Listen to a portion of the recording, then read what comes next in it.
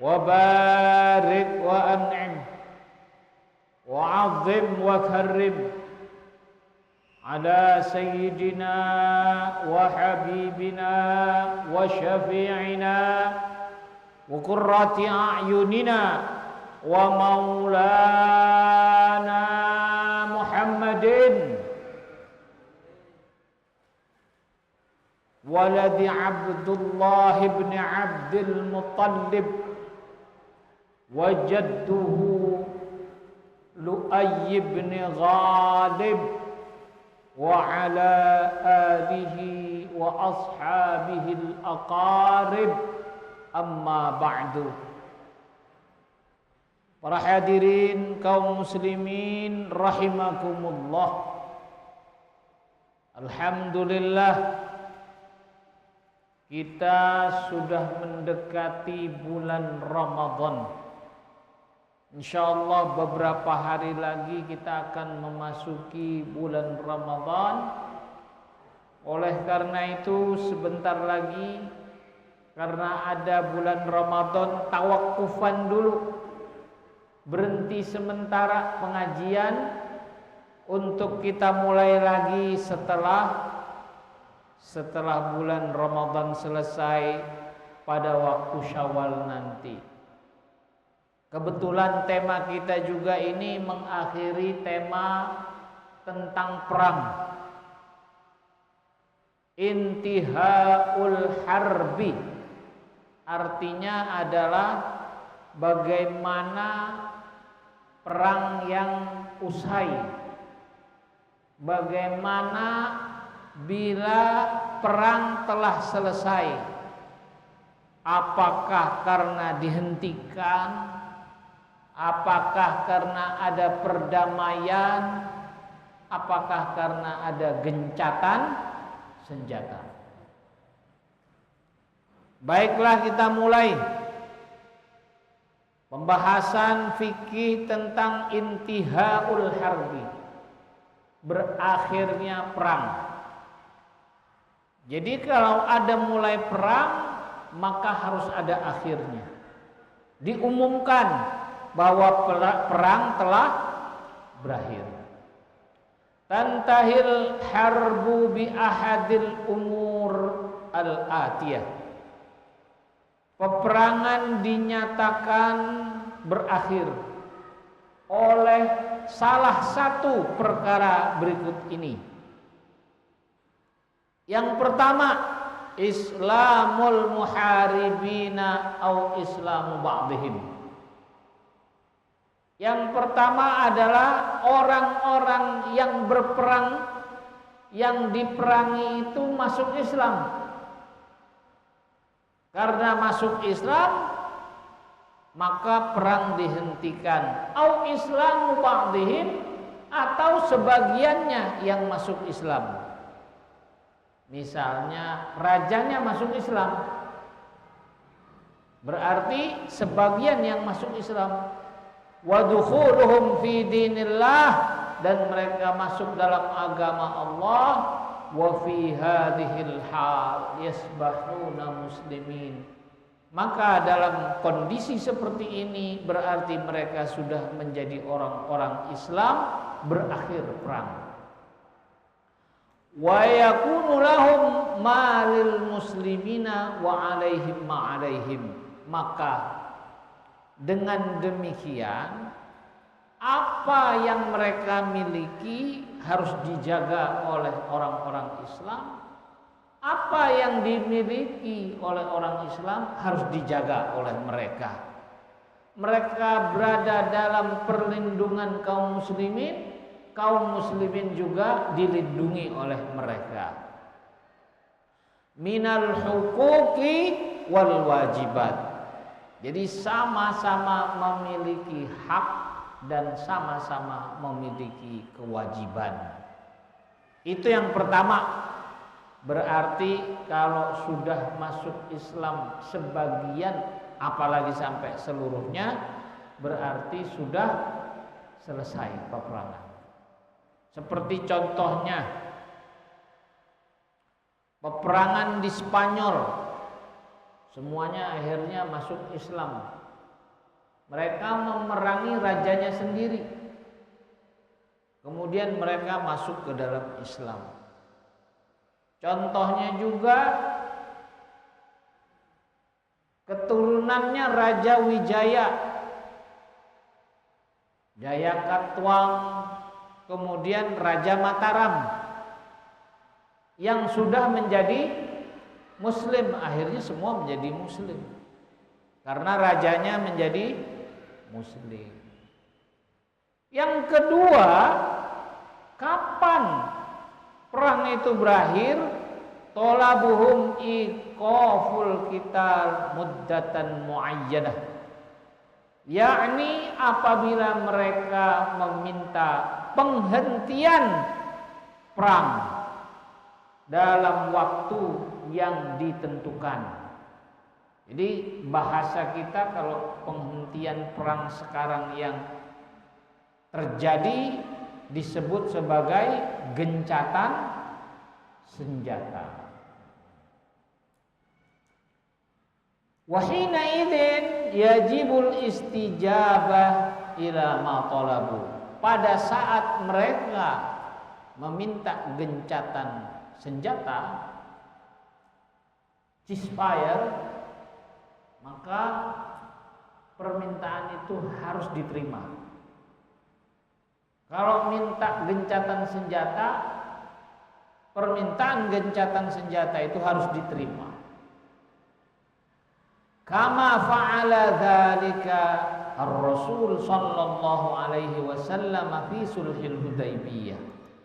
Sebagaimana Rasulullah sallallahu alaihi wasallam menerima perdamaian itu di dalam perang Hudaybiyah yang disebut dengan Sulhul Hudaybiyah, artinya perdamaian di Hudaybiyah.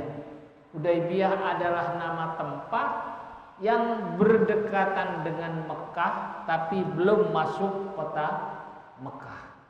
Di situ Nabi bersama para pengikutnya yang akan melaksanakan haji pertama ditahan, tidak boleh memasuki Mekah. Tempat itu adalah Hudaybiyah. Mereka membuat perjanjian bahwa mereka boleh haji setelah 10 tahun.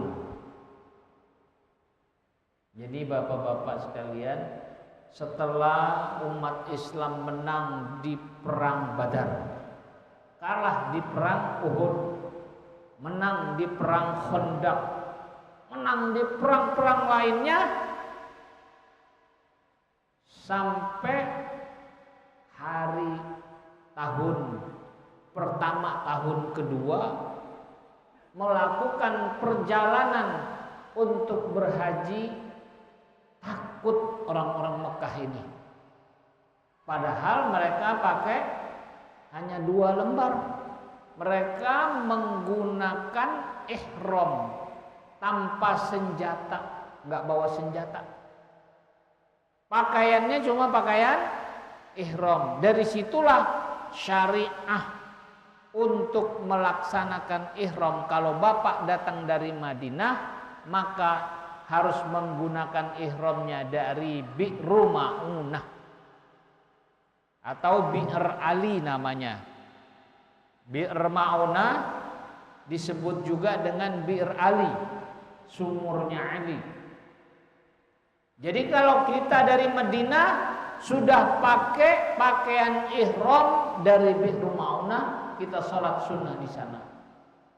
Kaum muslimin nggak ada yang bawa senjata, tetapi karena saking banyaknya yang ikut bersama Rasulullah, mereka takut.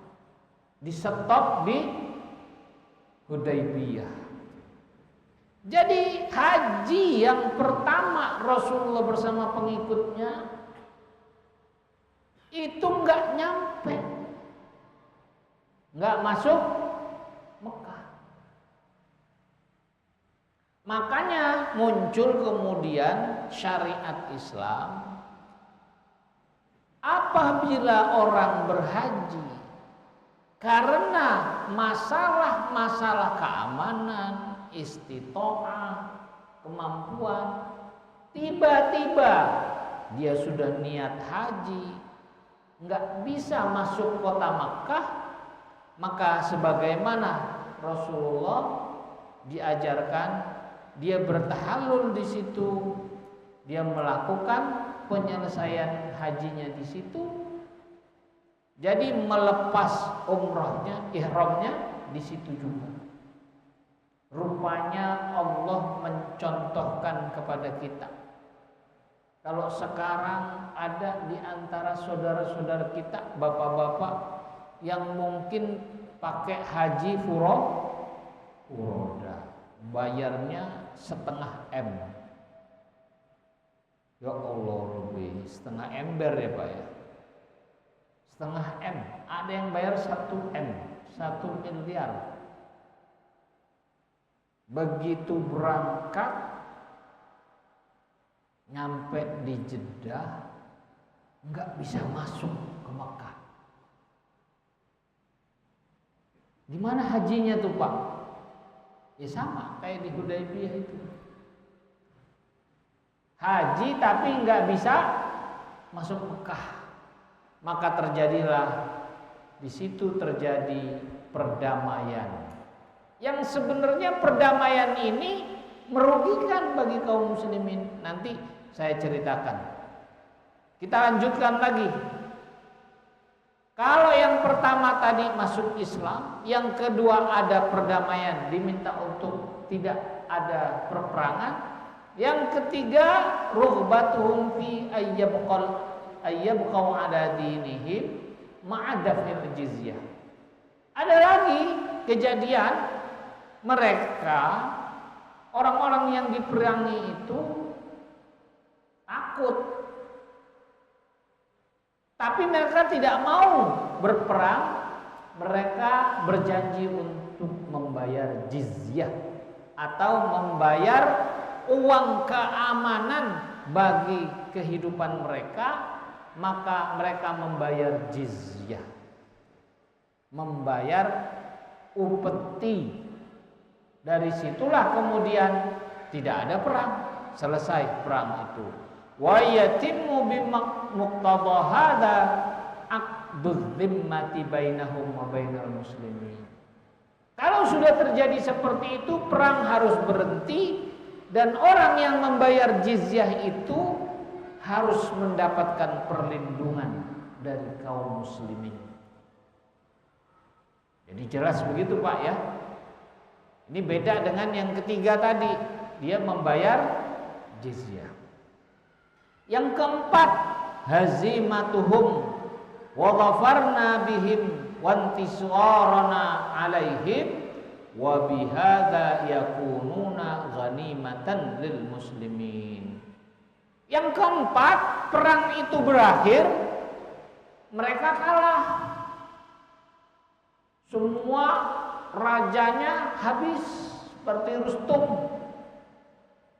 Dalam perang Qadisiyah, Rustum mati. Dan kaum muslimin menang.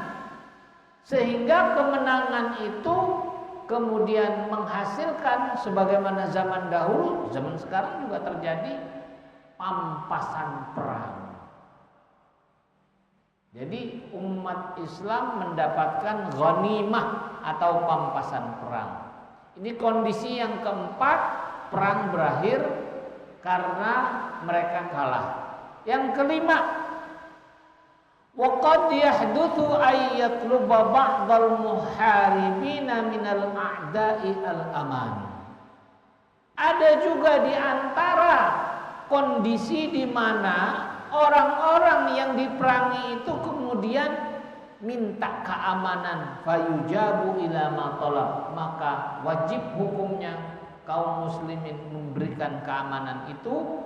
Wa kadzalika idza talabat dukhul fi daril Islam, atau kalau mereka meminta masuk ke dalam Darul Islam, artinya mereka tetap menjadi warga negara, cuma masuk dalam kekuasaan Islam.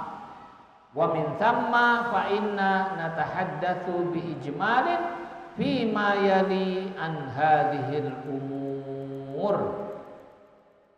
Nah, oleh karena itu saudara-saudara sekalian, maka kita tidak bisa membicarakan ini kecuali harus membicarakan tentang aqdul hudnah. Ini aqdul hudnah wal muwada'ah. Maka kita harus mengetahui tentang apa yang disebut dengan ceasefire atau yang disebut dengan gencatan senjata. Yang kedua, aqduz zimmah. Orang-orang yang dilindungi, perjanjian perlindungan kepada orang-orang yang membayar jizyah atau membayar upeti. Yang ketiga, setelah menang perang. Artinya musuh dikalahkan berarti kemenangan di pihak kaum muslimin, berarti kaum muslimin membagikan pampasan perang, al-ghanaim, ghanimatun ghanimatani al-ghanaim, artinya memberi pampasan perang.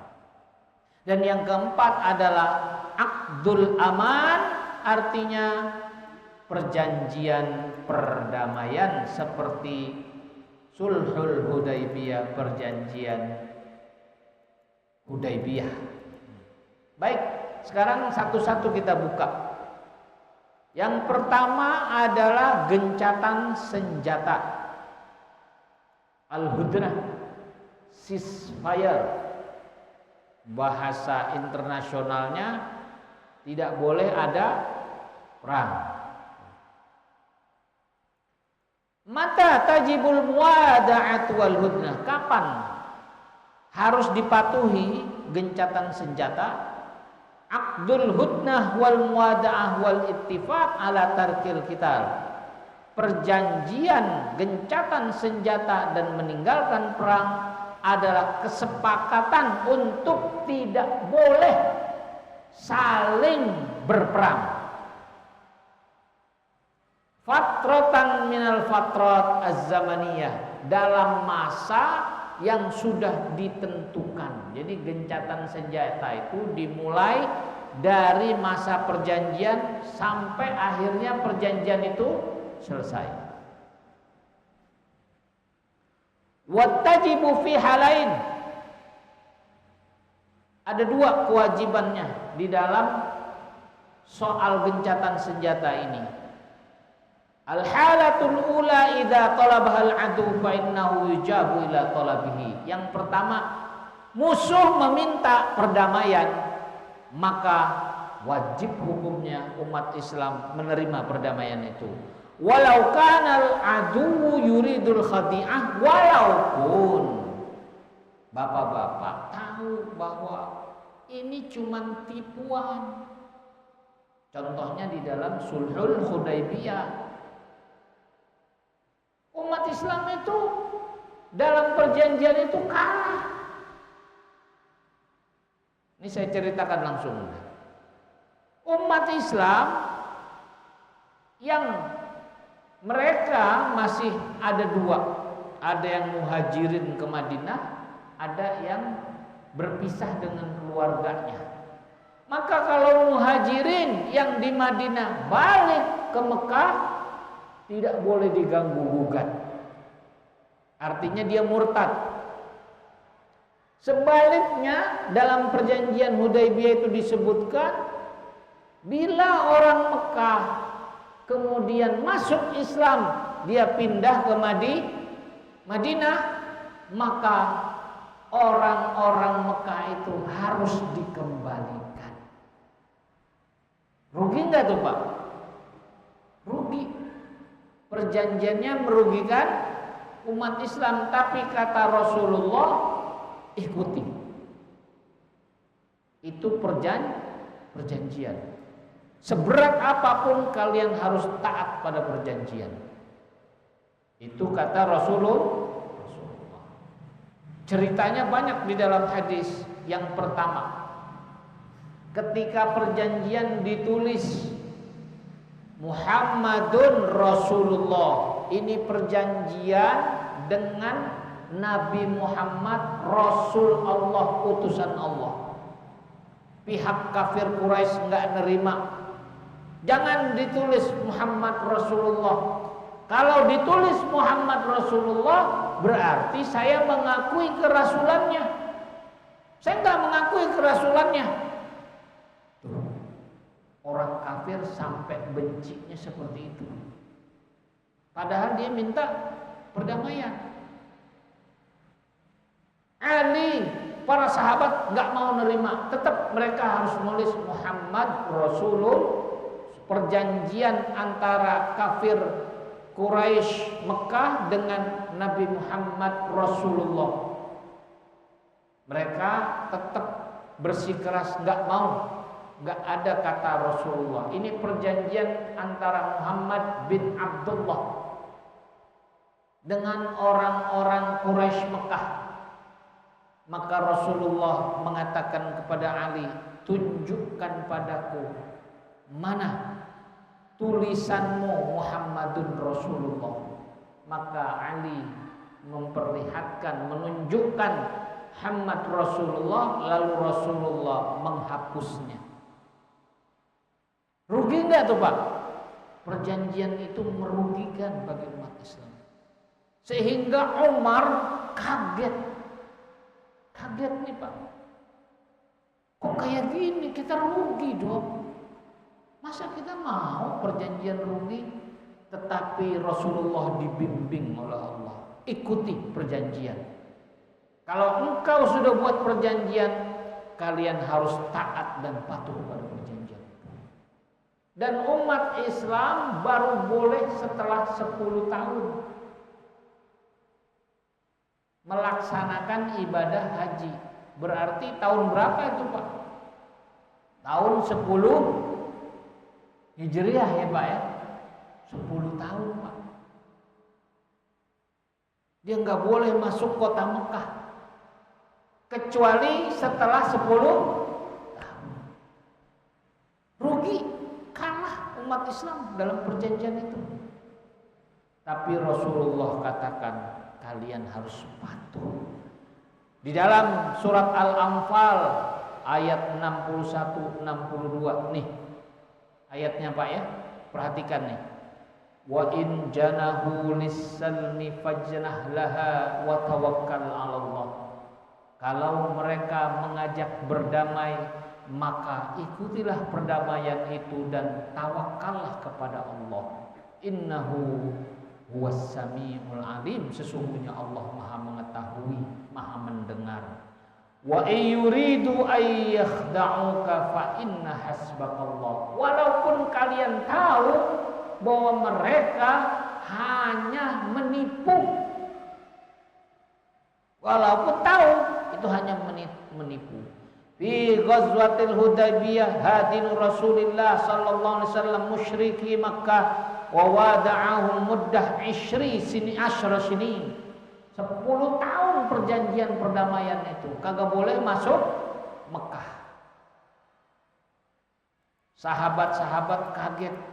Wa kana dzalika huknan lid-dima, enggak boleh ada perang. Wa rughbatan fis silmi, saling menghormati perdamaian. Anil Barra sallallahu alaihi wasallam qala lamma uhsiran nabi sallallahu alaihi wasallam 'anil bait salihata ahla Makkah ala ayyadkhulaha fa yuqimu biha thalathan. Rasulullah ada di Hudaybiyah selama 3 hari. Wala yadkhuluha illa bijullabanis silah as-saif wa jarabih. Dan mereka tidak boleh memasuki Mekah kecuali meninggalkan semua alat-alat perangnya. Wala yakhruju bi Uhud ma'ahu min ahliha wala yamna'u ahadan yamkutu biha mimman kana ma'ahu. Wala yakhruju bi ahadin ma'ahu, tidak boleh ada yang mengikutinya. Dan tidak ada seseorang pun yang tinggal bersamanya.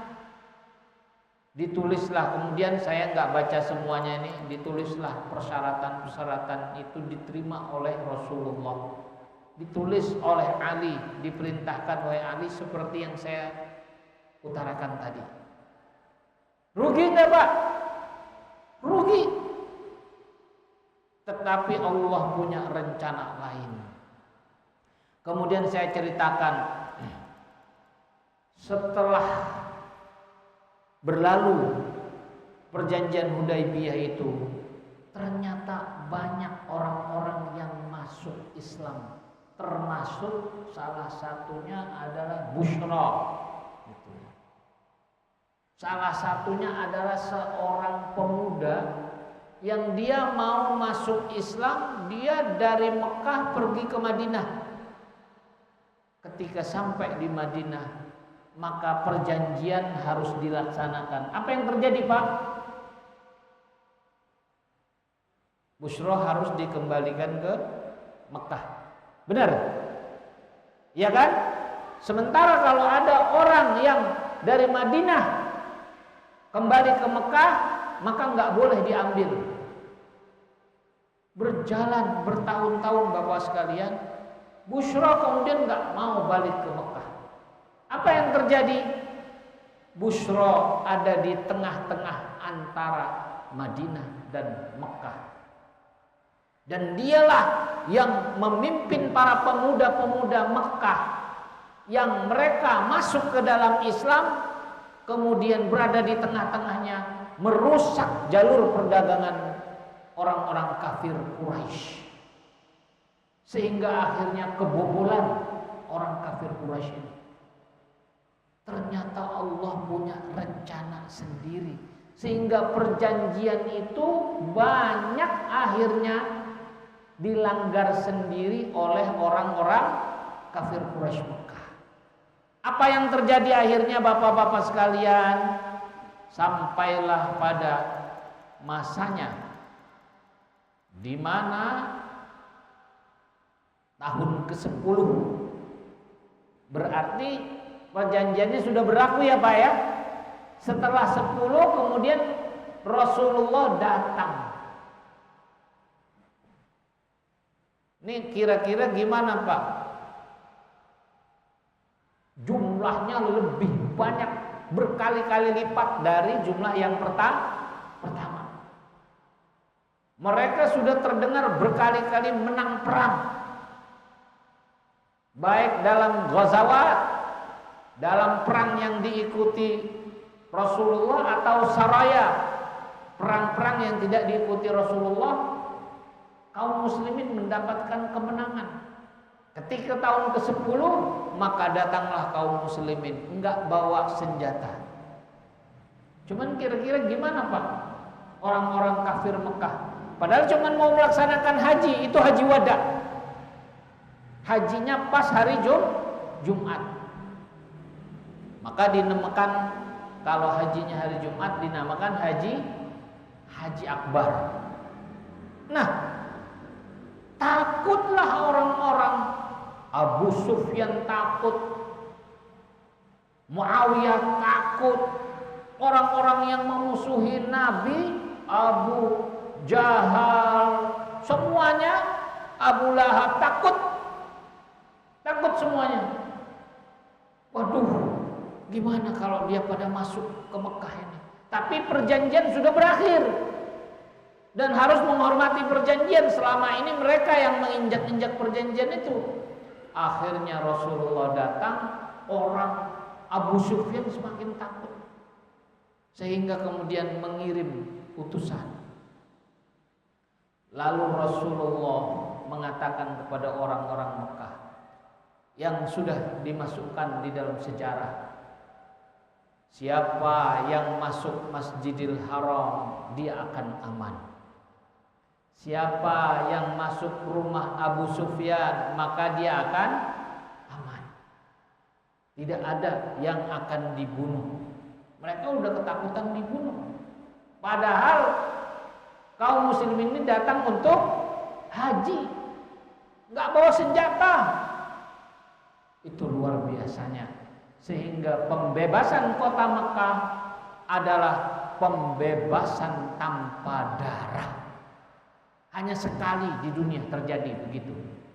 Sebuah pembebasan tanpa ada darah setitik pun. Nah, terjadilah akhirnya kaum muslimin bersatu dan semuanya masuk ke dalam Islam.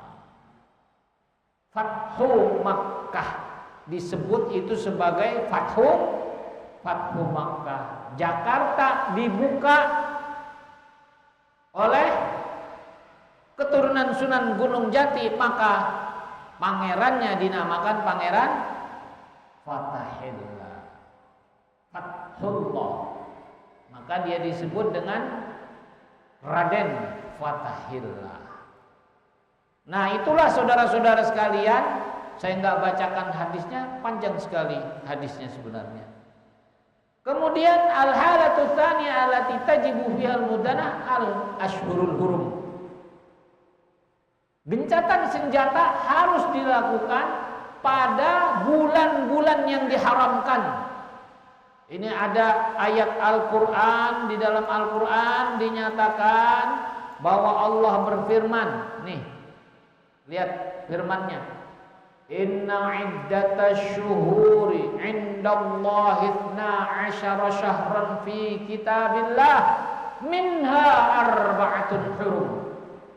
Sesungguhnya di dalam bilangan bulan itu ada 12 bulan. Dan di antara 12 bulan itu haram berperang di 4 bulan. 4 bulan nggak boleh perang. Di ayat Al-Quran ini nggak disebutin bulan apa itu. Nggak ada di dalam ayat Al-Quran. Yauma khalaqas samawati wal ard minha arba'atun hurum dzalika ad-dinul qayyim fala tadhlimu fihinna anfusakum. Dilarang berbuat zalim, dilarang membunuh, dilarang berperang. Menghormati 4 bulan itu. Nah, penjelasan 4 bulan ini adanya di dalam hadis. Ya, Bapak-bapak. Jadi yang ada itu adanya di dalam hadis. Oleh karena itu, maka tidak boleh kita menolak hadis atau gerakan ingkarul hadis. Bagaimana kita tahu yang disebut 4 bulan itu kalau kita tidak membaca hadisnya? Maka yang menjelaskan hadisnya adalah khataba Rasulullah sallallahu alaihi wasallam fi khutbatil wada'. Di dalam khutbah wada' Rasulullah bersabda, faqala ayyuhan nas, wahai manusia, innaman nasi'u ziyadatun fil kufr. Sesungguhnya nasi atau mengakhirkan bulan-bulan yang diharamkan atau mendahulukan bulan-bulan yang diharamkan itu, maka namanya nasi adalah perbuatan kufur. Yudallu billadzina kafaru yuhillunahu aman wa yuharrimunahu aman liwati'u iddata ma harramallah wa yuhillu ma harramallahu. Jadi orang-orang Quraisy itu dulu, zaman dulu tuh perang. Di 4 bulan itu mereka membuat bulan yang misalnya Dzulqa'dah, Dzulhijjah, Muharram dan Rajab. Maka mereka memanjangkan bulan Muharram, memendekkan bulan Muharram supaya perang, atau memanjangkan bulan Rajab. Jadi itu namanya nasi. Nah, di hadis Nabi ini disebutkan wa inna zamana qad istadaraka hayatihi yauma khalaqas samawati wal ard. 12 bulan itu dihitung berdasarkan perputaran langit dan bumi. Wa inna iddatash syuhuri 'indallahi 12 syahran fi kitabillah. Sesungguhnya hitungan bulan itu ada 12 sebagaimana Allah menciptakan langit dan bumi. Minha arba'atun hurum. di antaranya 4 yang dinyatakan 4 bulan dinyatakan bulan haram berperang. Thalathun mutawaliyatun, 3 berturut-turut. Wa wahidun fardun samad, 1 terpisah. Dzulqa'dah, Dzulhijjah, Muharram. Berturut-turut ya Pak ya. Dzulqa'dah, Dzulhijjah, Muharram. Habis Muharram apa? Safar, Rabiul Awal, Rabiul Tsani, Jumadal Ula, Jumadas Tsani, baru Rajab. Nah, wahidun fardun somad, 1 bulannya misah jauh, yakni sebelum bulan Sya'ban, yakni bulan Rajab. Jadi 3 berturut-turut, 1 terpisah. Nah, oleh karena itu dalam posisi seperti ini harus gencatan senjata. Jadi hadirin kaum muslimin rahimakumullah, inilah ajaran Islam di dalam hal gencatan senjata, dan kita harus menghormatinya. Baik karena perjanjian damai atau karena memasuki bulan-bulan haram, kecuali apabila Anda diperangi pada bulan itu. Jadi pengecualiannya kalau umat Islam diperangi pada bulan itu, membela diri. Judulnya berbeda, bukan berperang. Jadi tidak boleh mengutus pasukan pada 4 bulan itu, karena itu artinya berencana perang. Tidak boleh. Nah, saudara-saudara sekalian, masih ada sisa tadi aqdud dhimmah, perlindungan. Gak boleh kita menyakiti orang-orang yang ada di dalam perlindungan kaum muslimin.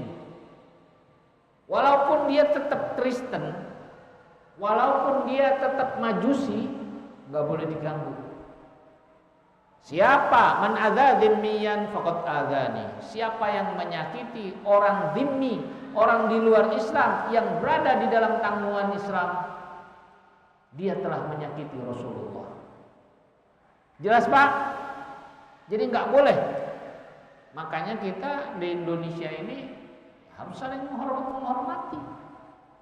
Berdasarkan Undang-Undang Dasar 1945, berdasarkan Pancasila, mereka yang di luar Islam, non-Muslim, harus dihormati. Sama, ahlul dhimmah. Kemudian berikutnya, ini agak susah ininya nih ya, turunnya lama nih.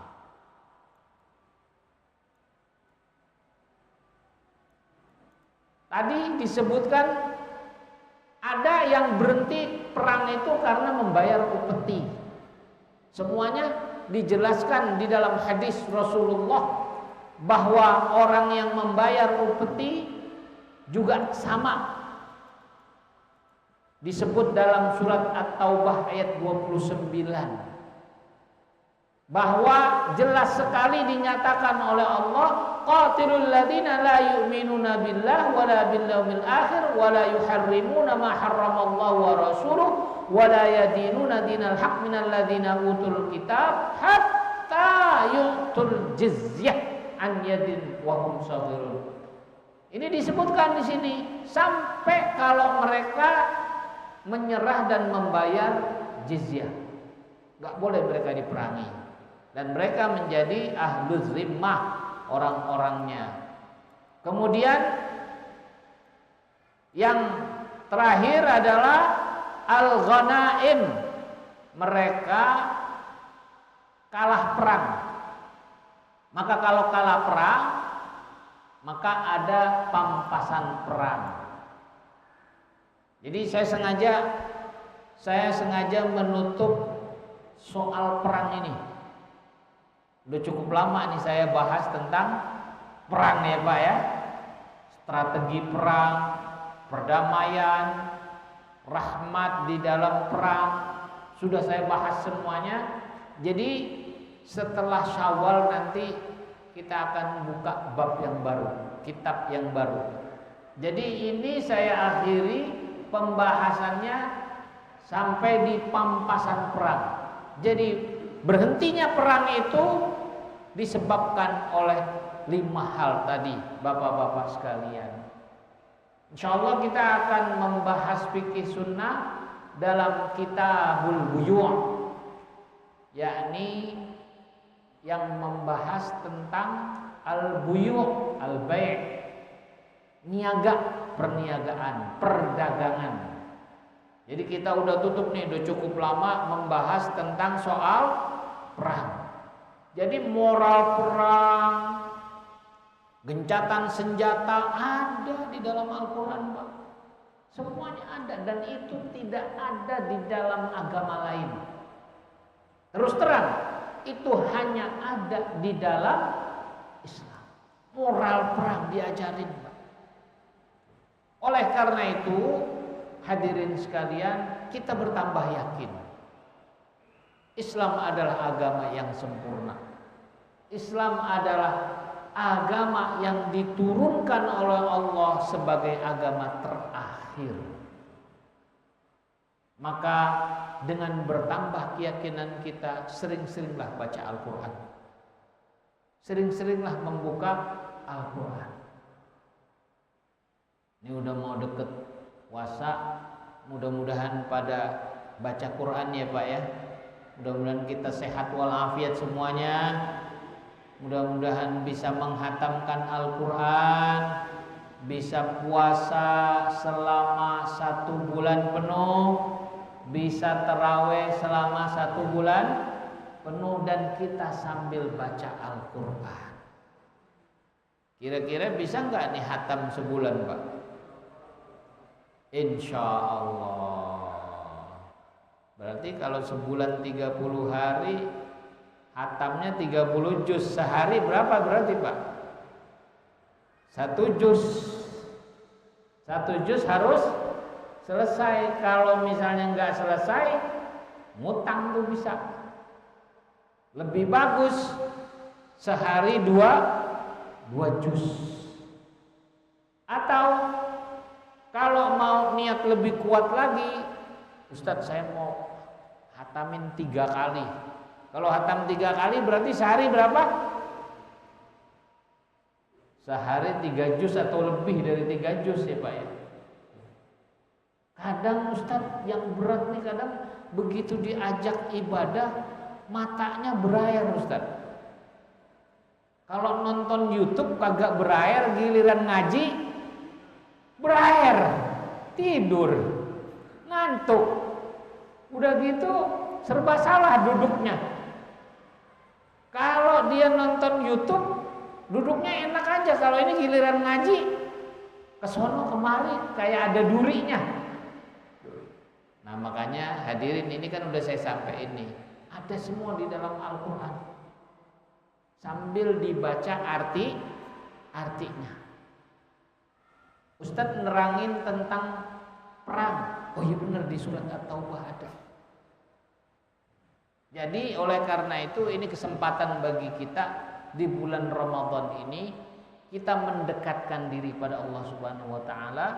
Saya sampaikan selalu, di mana-mana saya sampaikan, dalam hadis yang diriwayatkan oleh Al-Hakim, ditashih oleh beliau, Rasulullah bersabda, min sa'adatil mar'i, di antara tanda-tanda kesejahteraan seseorang di dunia dan akhirat, ayyarzuqahullahu tulal umr,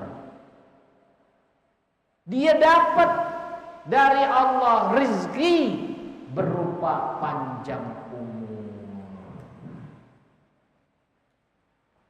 Wal inabah, bukan cuman panjang umur, dia dikasih panjang umur, dikasih juga kembali kepada Allah, bertaubat kepada Allah. Jadi tanda-tandanya orang dicintai Allah tanda-tandanya orang sejahtera di dunia dan akhirat, umurnya panjang dan mau bertaubat. Apalagi udah tua. Ini saya lihat kagak ada yang 30 tahun nih Pak. Hah? Ada yang 30 tahun? Oh, ada juga yang 30 tahun ya. Ada yang 30 tahun, ada yang di bawah 30 tahun. Tapi rata-ratanya saya lihat ini udah angka 4 ke atas nih. Bahkan banyak angka 5 ya Pak ya. Ada yang 80 enggak Pak? Ada Pak? Pak Haji 80? Belum? Ada yang 70? 70 belum ada nih. Banyakan 60-50 ya Pak ya. Kalau dikasih umur panjang, kesempatan bertaubat pada Allah, itu artinya Bapak dicintai oleh Allah. Itu tandanya sejahtera dunia dan akhirat. Berapa banyak orang kaya umurnya 30 udah gak ada, udah lewat. 40 tahun udah lewat. Bapak-bapak 50 tahun lebih, alhamdulillah. Berarti rizkinya kalau yang udah meninggal itu rizkinya udah selesai. Kalau kita alhamdulillah. Makanya bapak-bapak sekalian, ini pemberian Allah sama kita. Diberi umur panjang, sehat walafiat. Bukan cuma itu, dikasih kesempatan untuk bertaubat. Makanya kalau udah dikasih kesempatan bertaubat, ayo kita sering-sering ke masjid. Ayo kita sering datang ke majlisus shalihin. Majlisnya orang soleh. Ayo kita penuhin masjid, apalagi di bulan Ramadan.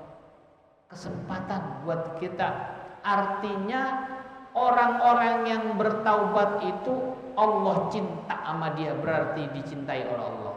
Innallaha yuhibbut tawwabina wa yuhibbul mutatahhirin. Sesungguhnya Allah mencintai orang-orang yang bertaubat. Jadi kalau udah tua dikasih umur panjang, dia bertaubat, itu tandanya dicintai Allah. Jangan sampai udah tua malahan jauh dari masjid. Justru yang tadinya alergi sama masjid, yang tadinya nggak seneng sama masjid, yang tadinya benci banget sama masjid, dikasih hidayah oleh Allah, dikasih umur panjang. Tiap hari paling pertama ada di shop depan. Yang tadinya benci sama orang masjid, itu namanya dia tandanya dicintai oleh Allah Subhanahu wa ta'ala. Mudah-mudahan kita semuanya sehat walafiat, kita semua bisa melaksanakan ibadah dengan sebaik-baiknya. Ala hadhihi niyyah wa kulli niyyatin salihah wa ila hadratin Nabi Muhammadin Rasulullah sallallahu alaihi wasallam. Al-Fatihah.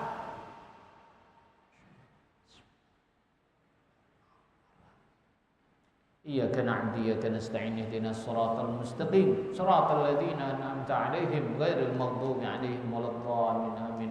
Allahumma ij'al jam'ana hadza jam'an marhuma wa tafarruqana min ba'dihi tafarruqan ma'suma wa la taj'alna wa la ma'ana wa la fina syaqiyan aw mahruma. Allahumma barik lana fi Sya'ban wa ballighna Ramadan wa a'inna 'ala as-siyam wal qiyam wa'inna ala tilawatil Qur'an.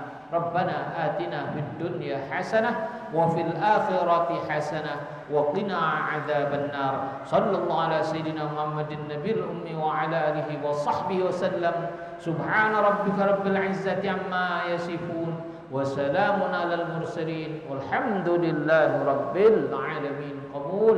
Subhanakallahumma bihamdika asyhadu an la ilaha illa anta astaghfiruka wa atubu ilaik.